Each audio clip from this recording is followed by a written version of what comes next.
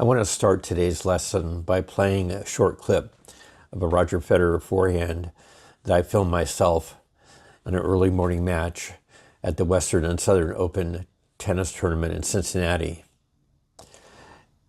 There were no photographers or videographers around in this early morning match, and I was standing just several feet away from Roger filming this, my hero, Roger Federer. I was in heaven. Let's just watch this beautiful topspin forehand shot for 3 loops. In our movement map overview lesson, I said the goal of Go Tennis was to provide you with a better movement map and the principles and feels of that movement map. I think with the slow motion and racket tracing technology, we begin to see a better movement map. But as I said, slow motion video is not enough, even of a good movement map and even with the shot tracing technology. We need to bring in the principles and the feels of the swing to develop a goat-like swing and movement. With this still image of Roger on the screen, I want to bring you back to the moment Roger won his 19th Grand Slam title, making him the leading candidate for GOAT at the time. He defeated his arch-rival Rafael Nadal in 5 sets, winning the 5th set 6-3 at the Australian Open. After the match, the press asked Roger what he was thinking starting that 5th set, and he said, "Be brave." Now, as he explained it, Roger said, well, I didn't want to wait for Nadal to put me on the defensive with his great topspin forehand. I wanted to attack him with my topspin forehand, be offensive, come to the net. Now, I thought this thought from Federer, this quote, was very strange. Here he had won 18 Grand Slam titles and was considered the tennis GOAT at the time, and he still has to tell himself to be brave. Wow. And that's where I want to begin this lesson today, talking about the missing pieces of the movement map. Being brave in sports is about trusting in the technique you practice and build confidence in.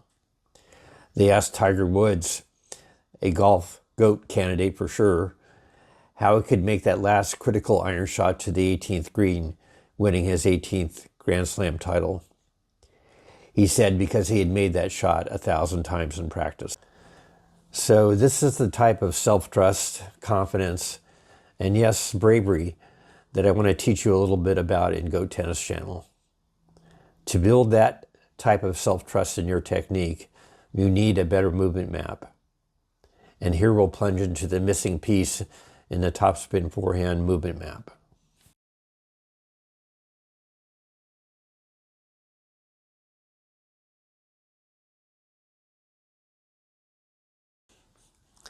That missing piece in the topspin forehand movement map is the point from, remember we have our wax off position and our hands begin to drop, and then we talked about the wax on position ending up over here.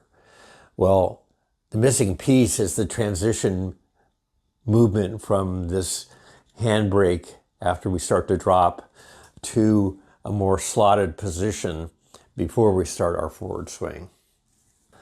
But taking the movement map from the beginning of a movement is the critical moment.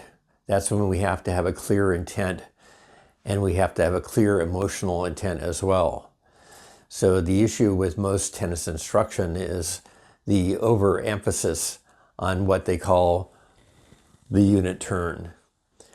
So the idea that they want to drill into you is when you're in the ready position, you should be thinking unit turn, unit turn, unit turn. And what does that mean? Well, it just means just sort of lifting your arms and taking them back over here to the side, and maybe turning your body, right? Shoulders and arms and hips move as one. And that's 90% of tennis instruction. I would say that's the wrong idea and the wrong intent. The real intent as we start our movement on the topspin forehand should be loading, get loaded. And I said this before in the overview lesson, is that most recreational players, myself included for many years, of course, really just simply aren't loaded. They just simply drop their hands, usually split their hands, And take the racket back different degrees depending on how confident, how better a player. 3-0 players will usually just drop their hands here, 3-5 here, and maybe 4-0 here. But it's usually just this passive sort of a dropping and maybe a little bit extending at a higher level player. That's not getting loaded. Getting loaded is moving from the initial turn, unit turn, which is only part one of loading and not really the most important part. The second part is this transition move to the slot where the hands break, the body extends and coils, and the racket is wound back here, arm, body coiled into a whip-like structure, which would then can release and unload. But we have to get loaded before we unload. So let's pick up most tennis instruction from this unit turn, and we'll take Roger's style where he has this sort of movement here and then he drops the racket into the famous tap the dog's head position. Now I want you to note how this position is structured. So as you drop your hands here, the racket strings are facing down and the tip of the racket is pointed towards, sort of towards the net post. Sometimes it's more or less, but it's pointed forward, but not totally forward towards the target, but sort of forward and out to the side here. So that's the tap the dog's head position that they talk about so much. But from here, I want you to now, and I'll have you do this in a minute when I pause the video, make the move into the slotted position. And so now we're gonna, elbow is gonna coil and wind back, pivot back. And now we're gonna have the tip of the racket pointed towards the back fence and side fence back here, as you can see. Okay. You know, sometimes it's not that dramatic, but for now, let's keep it this way. And the strings are still facing down, but the arm is still to the side of the body. You can still see the arm. The wrist is coiled back, the forearm is coiled, the arm's coiled, the chest is coiled, and we're dropped down a little bit. Our body is wound up with our non-hitting arm pulling and stretching our back. Now our body is fully loaded. So I'm going to pause the video for you to do several repetitions of just the transition. I don't want you to do it fast, I just want you to do it slow. So we'll start in the tap the dog position and then slowly move back into the slotted position, adding a little bit more coil to our body and a little bit more stretched to our positioning. Pause the video. In the next several repetitions I'll have you do in a minute, I want you to complete the swings from the tap the dog position. So have dropped our hands after the unit turn into the tap the head of the dog here, and we're going to pivot back, wind back here in the transition, sink a little, and then I want you to slowly just do a swing up over the shoulder.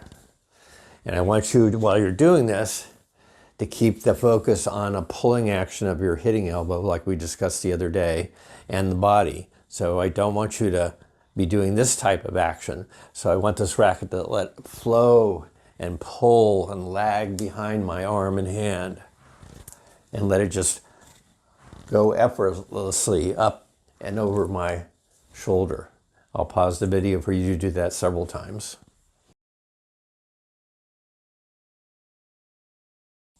Now, before I have you do several full speed swings, I want to just say a bit more about this transition piece that's missing.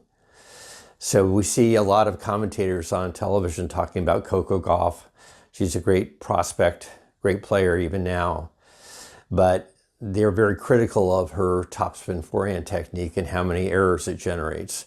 As I said in the overview map lesson that's attached to these deliberate practice lessons, and I gave you a link to it, you can see that Coco, like many of even the top women players, has a very high, huge kind of take back here.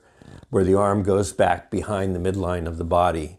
And the racket's very high and very coiled back up here. And people say, why is this topspin forehand technique so much poorer than Coco Gauff's great backspin topspin shot? Well, I would say that's because on her backhand, she has this drop, this transition piece into the slot, and she has a beautiful pulling motion with her backhand. On her topspin forehand, she's missing this piece. So what we see, as I discussed, so many recreational players as well, is they get to the top, wherever the top is. For her, it's back here. But then at this point, she has an over-aggressive movement towards the target right away from this top position without any transition. So immediately she's firing and turning from here. The racket extends out too quickly on the swing circle, and now she's lost all the rotational power of her body, and all she has is sort of a slow steering action through contact. So here's the real point I'm trying to make in this particular lesson, is that Coco can't be brave with that forehand technique. She has no confidence in it, and there's nothing that's going to give her the confidence till she overcomes this technical flaw. So, I want us to play brave and be brave. And so we need to work on these technique issues, and we have to get to be like Roger and Tiger, is that we can do it 1,000 times right in practice. Once we can do that, we'll have the confidence to step out on the court or the golf course and do it right there.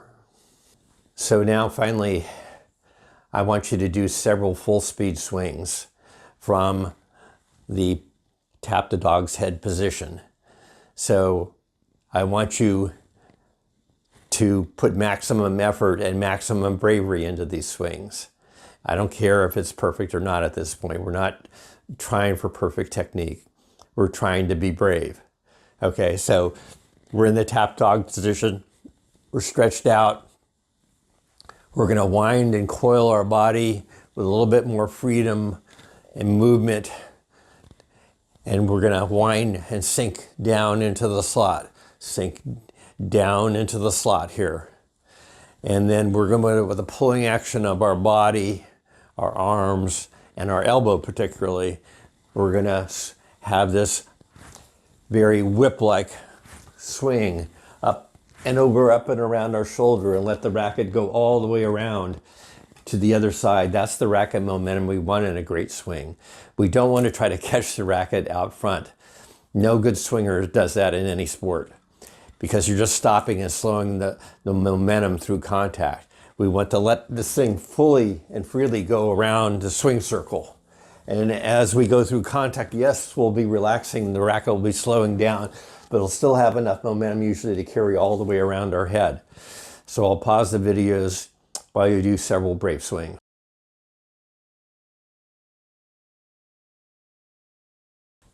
That's our lesson for today.